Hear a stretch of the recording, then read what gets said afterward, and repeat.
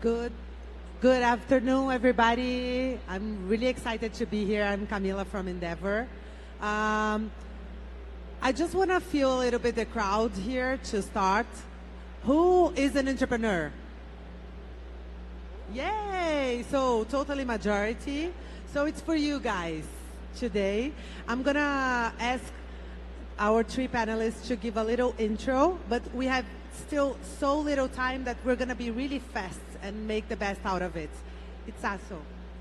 Hi, hello everybody. My name is Itxaso, and I am Spanish. I'm living in London at the moment, so I'm visiting from London. I'm a general partner at a fund called Notion Capital.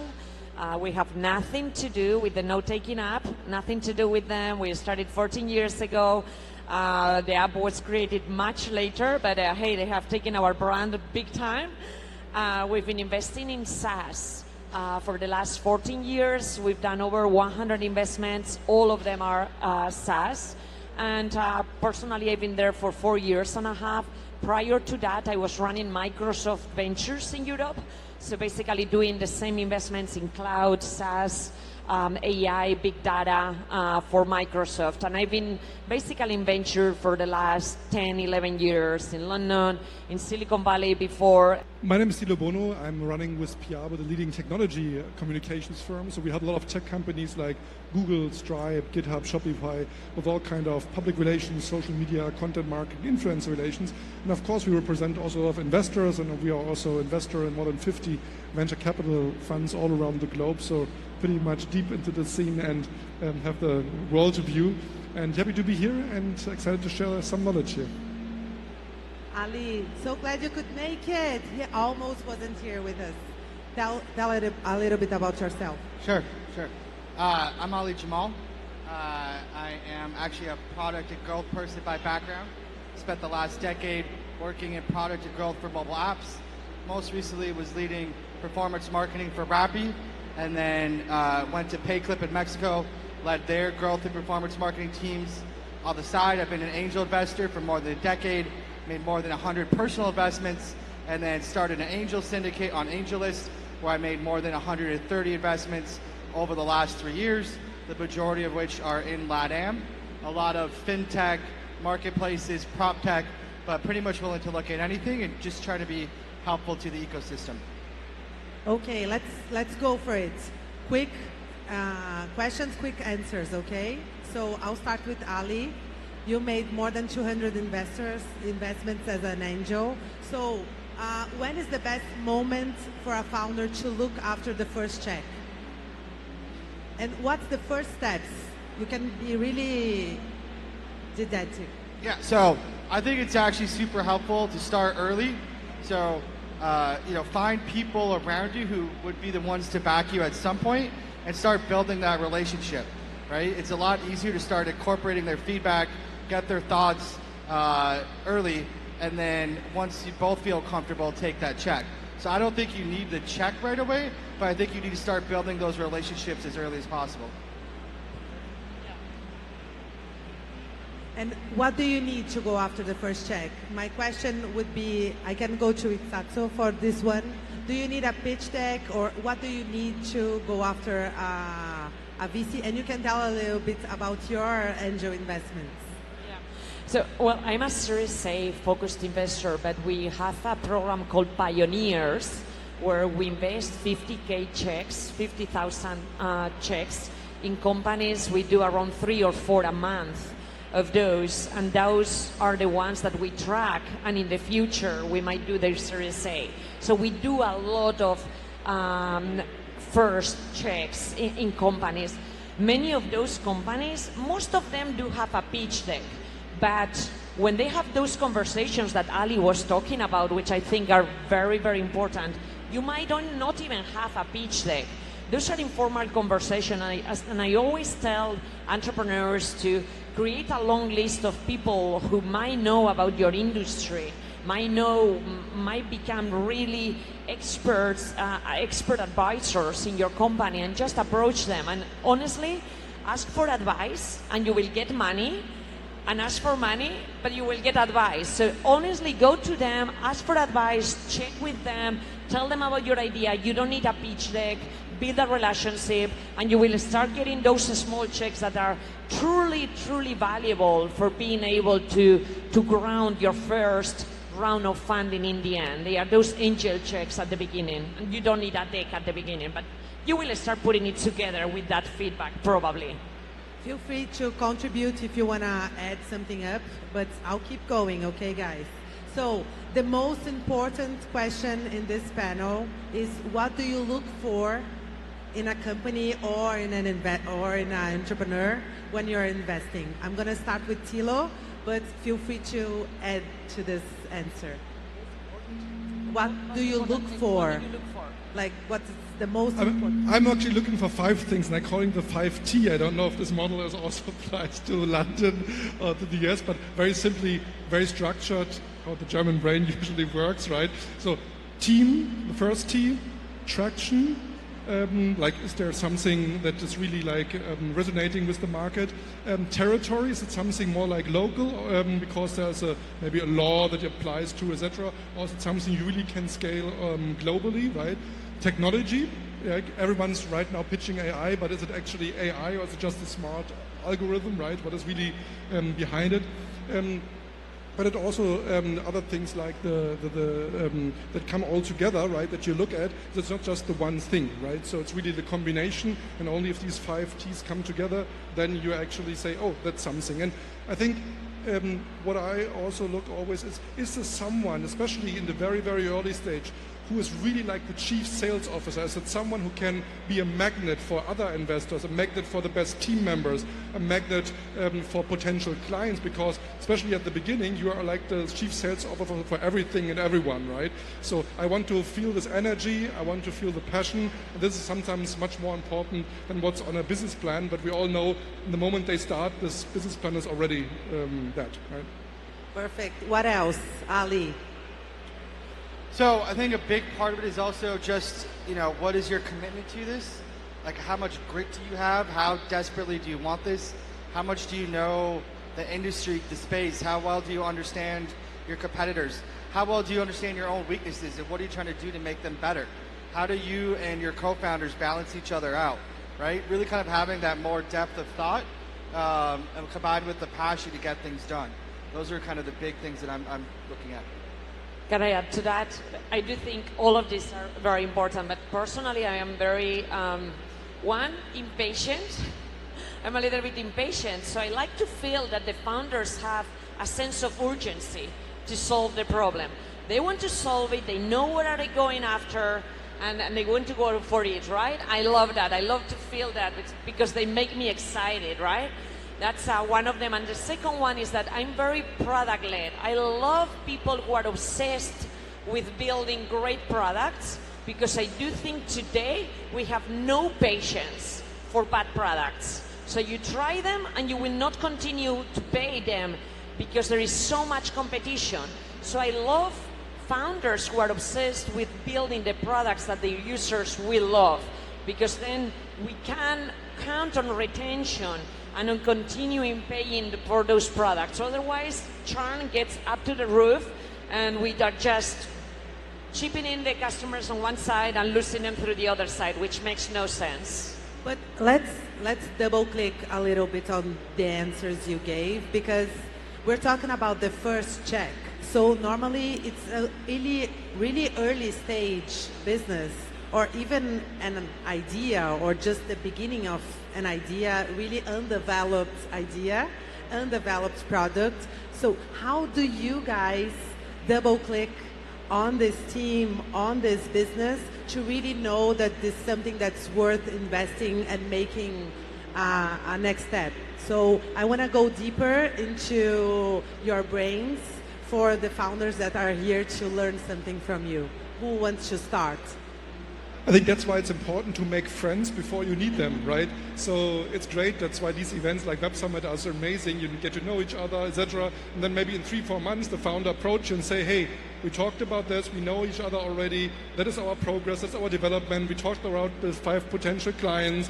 I have hired my first 2 people, etc. Right? These kind of that there's something going on, right? And not you come out like Jack out of the box, right? And then you go, oh, I'm here, I want your money, and then, who are you actually, right? So I think this kind of relationship building is something super, super important, that you show the investor also something is happening, and there's a moment in the market also, right? That you have maybe signed your first couple of clients, the first team members, that maybe also a surprise because they come from a big corporate and just work for some equity, things like that, right? Where you say, wow, there's a momentum, there's something, there's an excitement that is like, that transfers then also to the investor. But because, in all honesty, at that stage, you can't do much due diligence, right? In the end of the day, it's also about, do you feel that this kind of, what you said passion, but it's like patience and persistence, I would add to that. You have these feelings of, they can be patient in the right moment, but also persistent. And when I add another P, also pivoting if it's really not going well, not just giving up and say, oh, sorry, it didn't work, sorry, you lost your money, but I learned something, right? But this is someone also that can pivot in the right moment and is not full of themselves, right? And saying, oh, I'm know-it-all, but also takes the advice from especially from a first early check investor. Yeah. Perfect. So we're talking about progress as well, right? So building relationship and so you can be able to follow the progress and see the evolution of the team and entrepreneurs.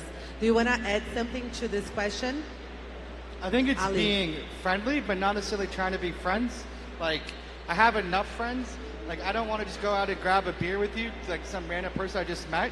I'm happy to be helpful, but like, let's also like keep it professional. Like, try to like build the relationship in a friendly, professional way, not just, you know, texting me on WhatsApp when I don't know you and trying to grab a coffee. Like, it's a little bit awkward to just jump into being BFFs. So you tapped into something that was going to be my next question, so we can start on it. What's the most common mistakes that a founder does in this moment? So you gave one example, is like trying to make friends with the VC, or just, you know, pinging in on WhatsApp someone that you don't know. What else? Approaching the VCs that you really want to get the money from first. Those should be always last. Because once you have pitched to 20, 25 VCs or investors, you train so much, you learn so much, that your pitch is going to be so much better. So never approach the ones that you really want to get money from the first. So you create a list of 25 and you start from the bottom. And so the ones at the bottom are usually the ones that you don't like that much, but you get trained. And I think that's the mistake that all the founders do. And you have one chance. Those VCs are not going to take a second chance. You just missed it. Done. I think this mistake is also just people don't do their homework, right? I can tell you I get everyday messages on LinkedIn where I said, have you actually read my profile? Have you been to my website, what I'm actually doing, right? Where's the connection? Why me, right? And this is something even that I'm more like an investor in other funds, but you could ask, instead of asking me for money, asking, oh, I thought from your 50 funds that you invested in, these 2 are for that and that reason the right ones. Can you make me an introduction, right? That would be the right approach, and not just sending random messages. And I did a little trick. I put in my name a Chinese character, so I translated my name in Chinese character so I can see when someone just uses an automation tool, because then it's always included, like, hi, Tilo, and then these Chinese characters follow. It's like, okay, I can actually delete it because nobody took the time and actually understand what I'm doing. This message is going to 1,000 other investors. It's like a spray and pray approach, and that's not what this is about. What else, Ali? Is there something else? Yeah, I think one of the big things is just kind of inefficiency. So I think especially in LATAM, there's a lot of trying to build a dialogue. So you'll message me on LinkedIn, hi. And then I have to go onto LinkedIn, respond back, hi. And then you'll text me, how are you? And we go back and forth and back and forth. And every time you text me, there's a 50-50 chance I just decide not to open the email or not to respond to the message because I'm getting a lot of them, right? So I think making sure that you put all the key points about who you are, what you want, why you want to like talk to me up front, so that actually, if I do take that 50% chance to open it up, there actually is some action item that I can move forward with, right? So including your deck, having a few bullet points, don't write 5 paragraphs, right? I'm not going to read 5 paragraphs. I'm not going to read a 50-page deck. I'm sorry, right? Like, I'll read a 15-page deck if it has a lot of pictures. But VCs don't read. We don't like to look at a lot of things. Make it short, make it simple, make it very easy to understand.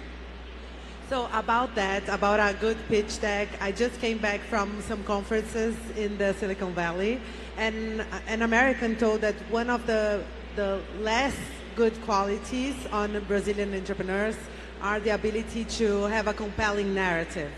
So we really need to evolve in being good storytellers. What do you feel is a differentiator in a good pitch deck that creates a compelling narrative? What they can't miss to put on a pitch deck? And Tilo, you need to start since you are the communications expert. So I think when it comes to storytelling, it's really important to have like this unique communication point, right? Not say what everyone says, really stand out from the crowd. And that means that you are very clear about your target group, right? And that you're clear about who's actually the hero of your story, who you're building it around. So for example, when you look at Airbnb, the hero of the story is not the founder. When you read about Airbnb, the hosts are the main story point and the main story that a journalist, for example, writes about, right? And when you look at the pitch deck, I mean, basically, especially in the very early stage, all pitch decks are more or less the same, right? And when you want to stand out, you have to think about what are the points that really catch the attention from an investor. Is it like a new technology that you apply? Do you have a hire that is really makes you very unique? Do you have already a client that you could sign up to, can build a story around him? So the basic principle of storytelling apply also to a pitch deck. A pitch deck is not there to just deliver facts, right? You need also to create emotions. You make them really build a pitch deck like a magnet for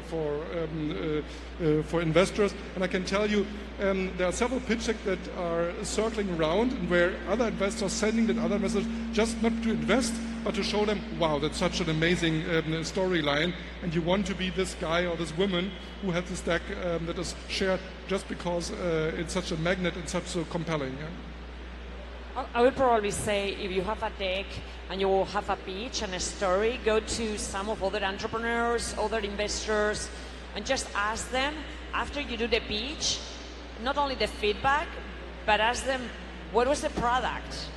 What do you think about the market? So basically asking them to pitch to you the same idea and get to understand what did they get about it. Because in many cases, maybe they didn't get exactly what you were trying to communicate. And trying to understand what they understood, it is very, very important. And the best stories about transformation, think about taxi and Uber, for example, hotels and Airbnb. So transformation is always a good angle to tackle that. And also, the more simple form is start with a problem, describe the solution, and then make some proof points. That is already the most simple form. If you do it more advanced, Google the hero's journey. There are several models how to build great stories. Just a little advice at the side. Perfect. So we ran out of time. I'm going to be expelled here, but I want you to give a really quick answer, maybe a word of the most important quality of the best entrepreneurs you have. The most single important quality you look for in an entrepreneur, the best ones you have. One word or two or three tops, because we're going to be expelled here. Okay, who wants to start? Itxaso. I mean, there are many I could say, but I work with many entrepreneurs, and I think they are incredibly resilient. And really, I'm like amazed many times on how much out of the box they think, how hard they work. They are incredibly resilient, so it's a full respect for entrepreneurs, definitely. Energy and great communication skills. Ruthlessly efficient, right? I want somebody who's going to cut out all the crap and just get down to actually building something, executing, right? The mindset of just making sure that everything you're doing is going towards the goal. I think that's something that's extremely important in a founder. Okay, perfect. Thank you so much, guys. Hope you learned something today, and see you soon.